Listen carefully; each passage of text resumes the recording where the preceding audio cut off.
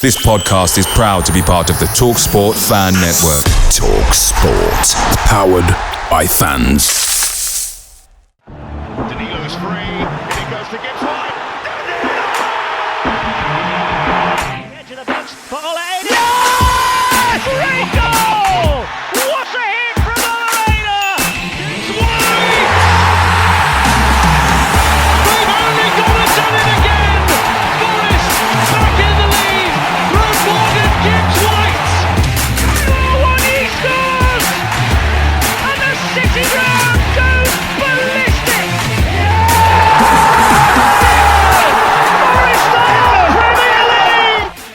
Hello and welcome to this week's preview edition of Red Side of the Trent, here to talk about the upcoming game as Bournemouth come up to the City Ground, a ground that they much like coming to in recent history. Is Matt Harrison from Up the Cherries in All Departments. Matt, how are you first of all?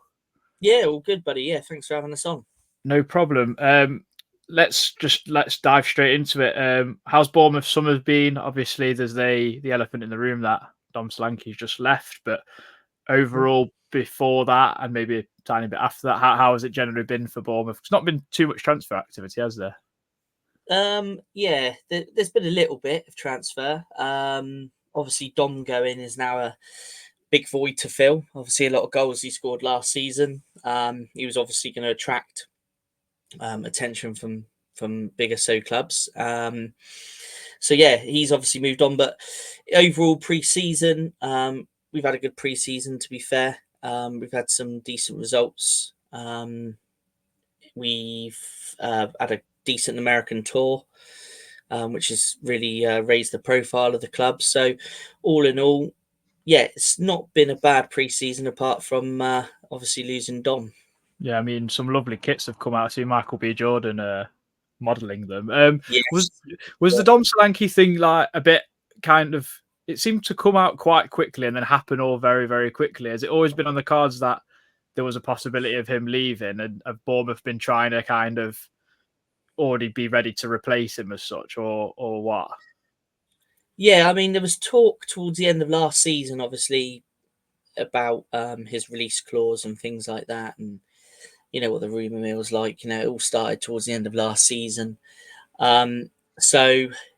yeah, I thought, to be honest, with how far we got through pre-season, I thought we were going to keep hold of him. But Spurs obviously got the deal done pretty quick. So yeah, it's overall disappointing to lose a quality player, but we do have goals in the squad from other players. So hopefully a couple of them be able to step up and fill the void. But then again, if you believe everything you read, there is a few potential signings in the striker position that we're looking at.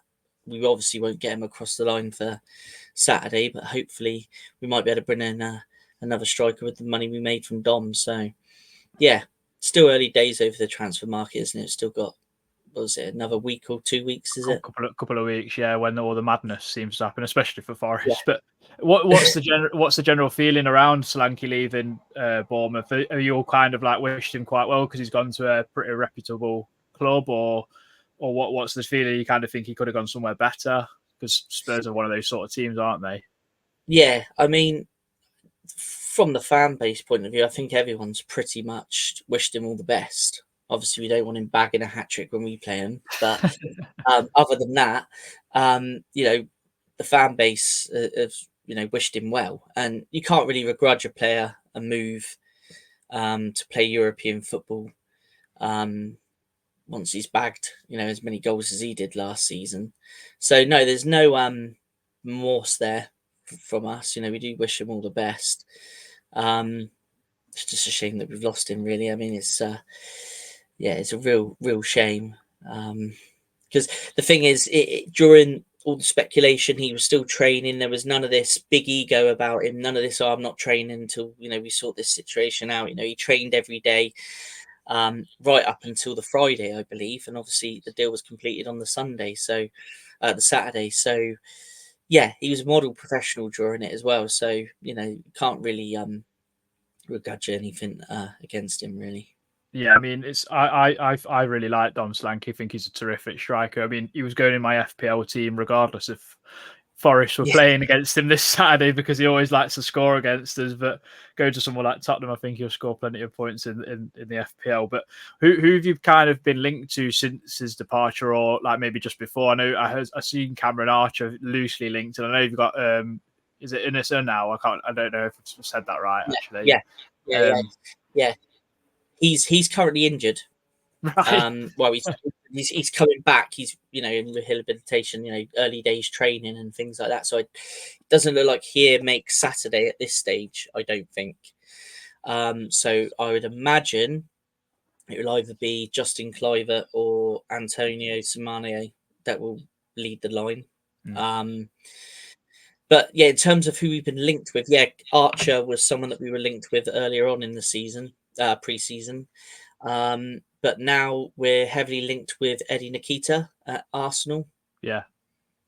Nketiah, Nketiah, that's him. We're heavily linked with him, which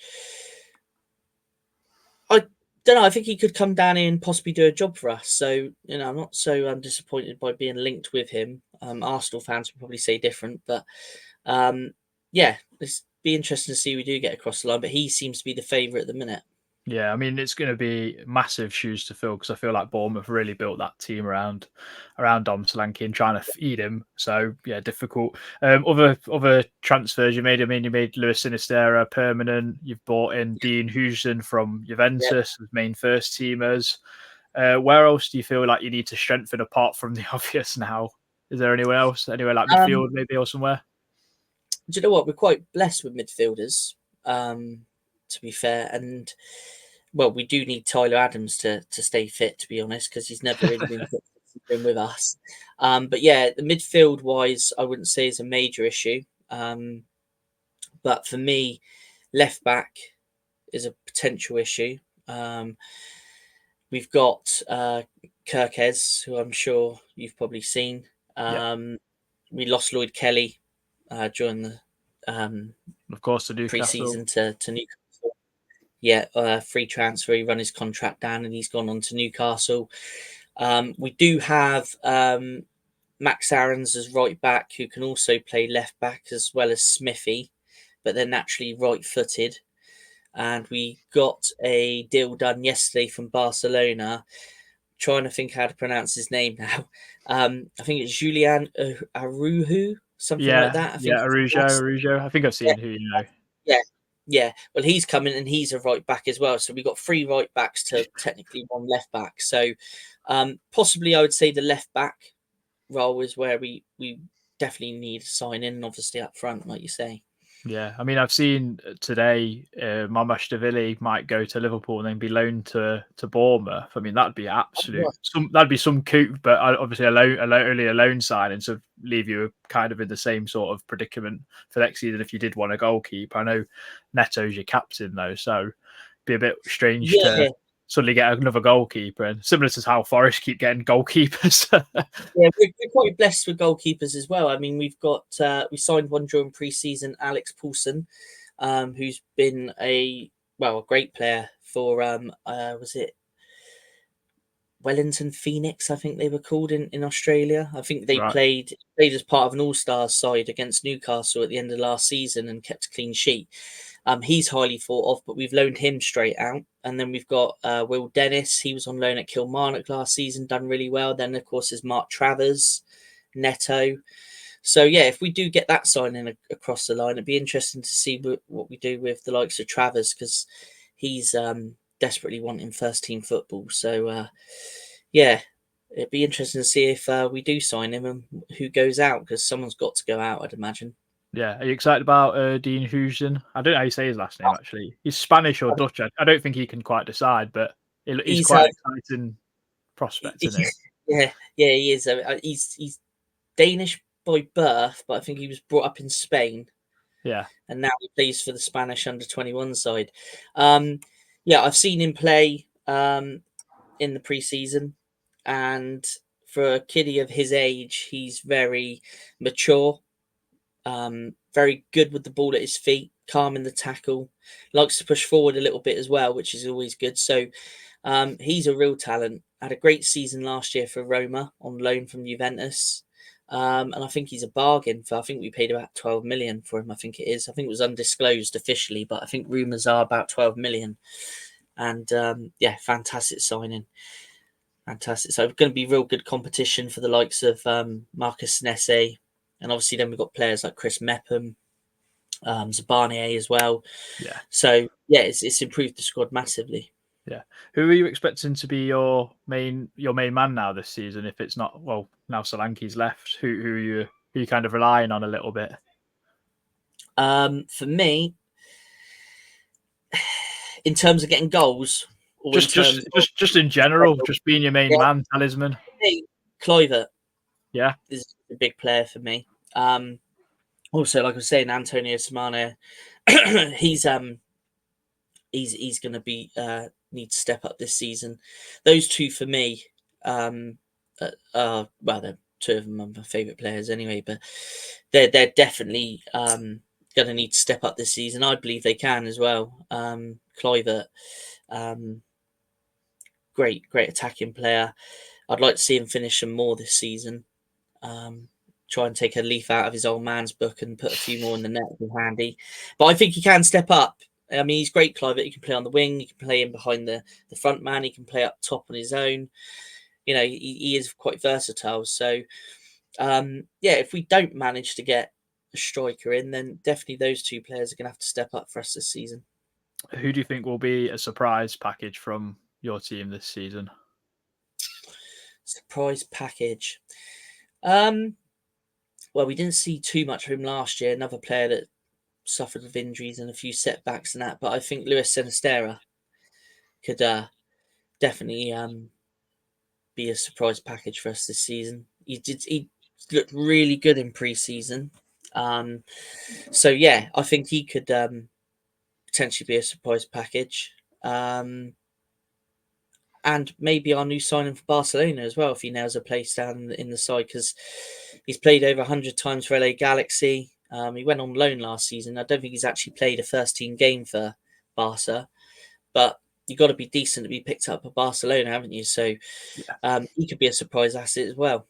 Yeah. Iriola come in last season, kind of started off a bit poorly, but then once he got going and got his methods across, I thought Bournemouth played some really excellent football. I mean, I think one of the big results last season was bossing Man United away, where I think it was it Lewis Cook who came down the right wing and put that cross in, and they ended up scoring. But how do you expect to go this season overall? Like, do you expect to kind of push on a little bit more? Is it going to be a bit more difficult because of losing Solanke, and depending on how you replace him? It's really annoying that like the window doesn't. I mean, like it's come so close, like to the league starting, and then that's happened.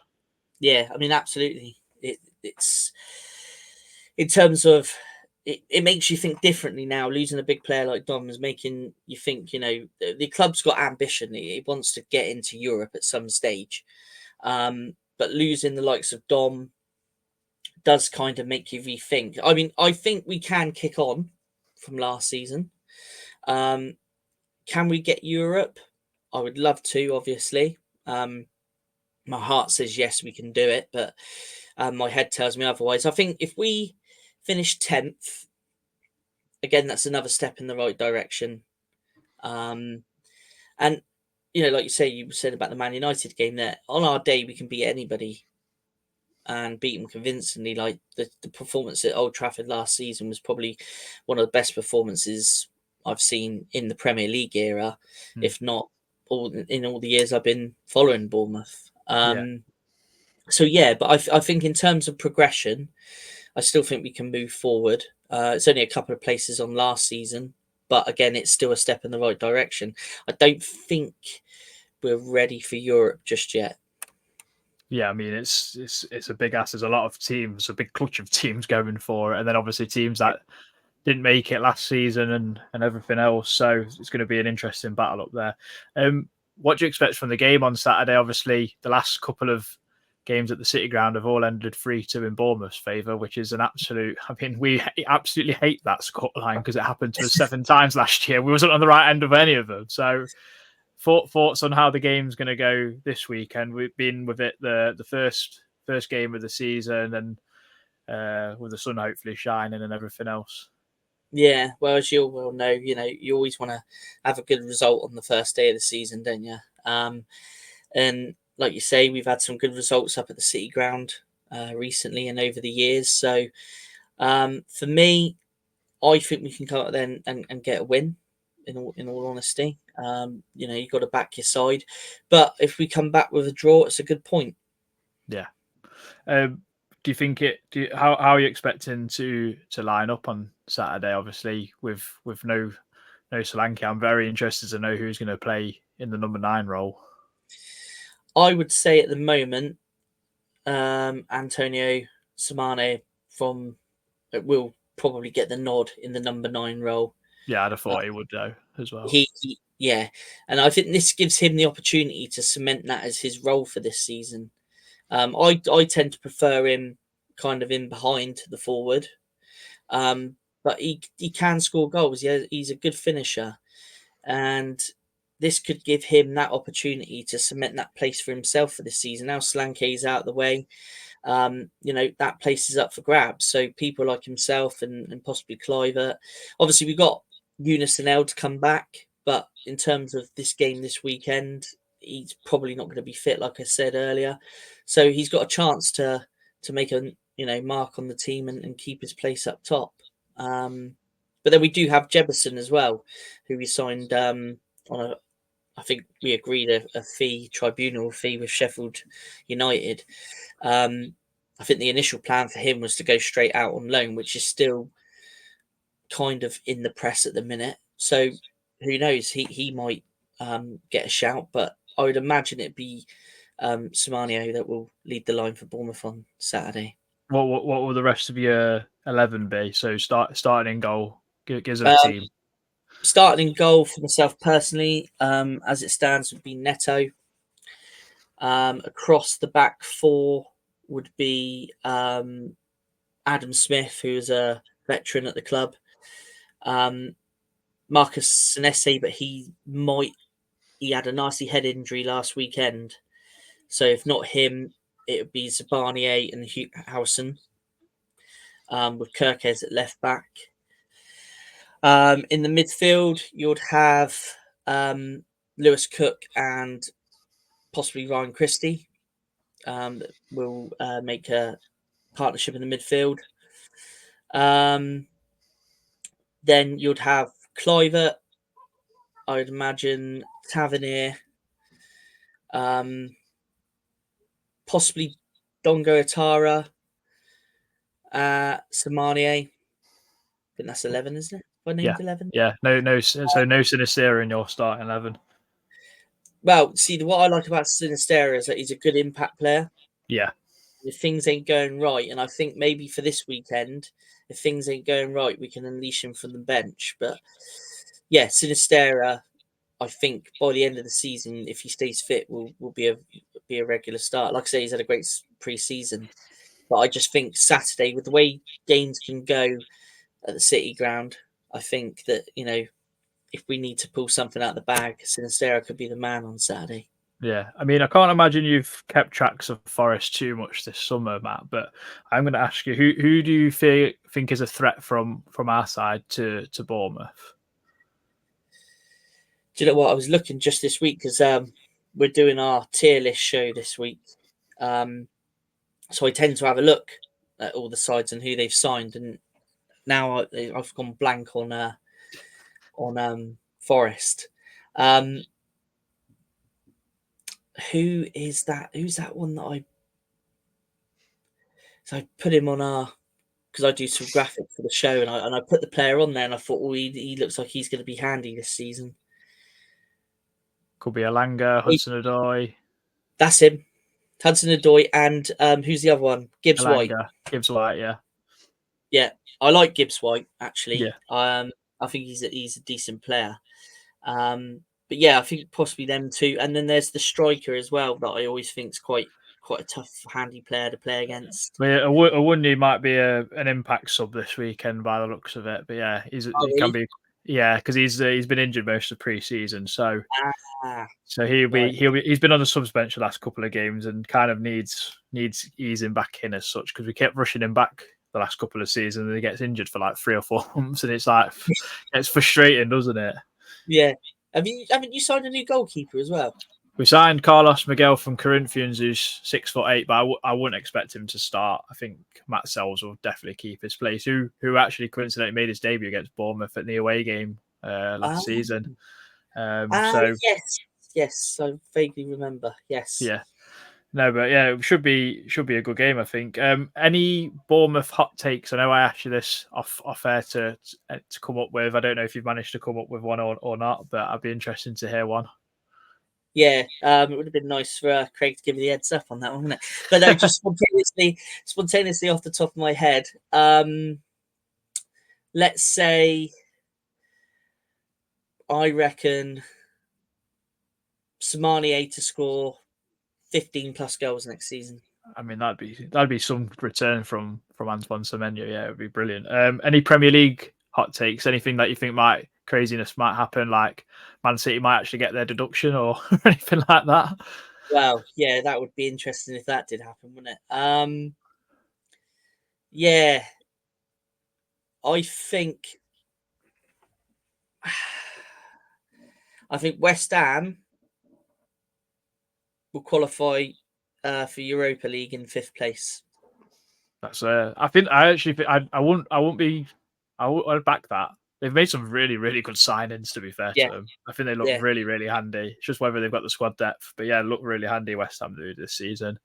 So yeah, I'm interested to see how everything goes, really. I just hope we're like neither of us are near the bottom and we kind of just float away and keep maybe battling mid-table somewhere. That'd be nice. Yeah, I can't see Forest battling at the bottom this season. I've got my where do you think we'll come?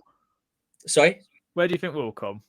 Out of interest. Forest. I reckon Forest might come somewhere like 13th, 14th. Yeah, I put them 14th. So I think that's quite respectable. Shows progress. Yeah. But you just kind of hope that you come a little bit above because it'd be nice. Yeah, I last year I wanted us to finish I predicted on our tier list. I think I predicted 12th. Which I think is where we finished, if I remember rightly. But this season, I'm predicting us to finish 10th. So just to show a little bit of progression, nothing too crazy, but yeah, 10th, I reckon we'll finish, hopefully. Yeah, my prediction on Bournemouth has slightly changed until I see what striker you bring in. So because Solanke just offers so much for a striker. Like he's going to do tremendously well at Tottenham. It would not shock me if he gets 20 plus goals at Tottenham this season.